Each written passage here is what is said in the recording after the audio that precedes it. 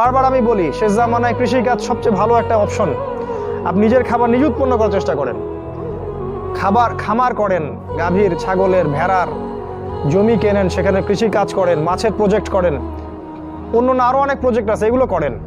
ওই শহরায়নের দিকে দৌড়াবেন না, ওইটা ধ্বংস হতে যাচ্ছে সামনে। ব্যাংক থাকবে না, ডলার থাকবে না, আমেরিকা এবং পশ্চিমা বিশ্ব বলে কোনো দেশের অস্তিত্ব সামনে বিশ্বে থাকবে না, কাগজের টাকাও থাকবে না, ইলেকট্রনিক মানি হয়ে যাবে সব। আপনার সম্পদ তার লুটে পুটে খাবে এবং ইসরায়েল থেকে সব নিয়ন্ত্রণ করা হবে, ওই ইসরায়েল থেকে যেটা ইহুদিও দখল করে রাখছে।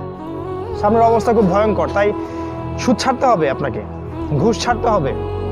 আমাদের গভর্নমেন্টের সবচেয়ে বড় সমস্যা কি জানেন?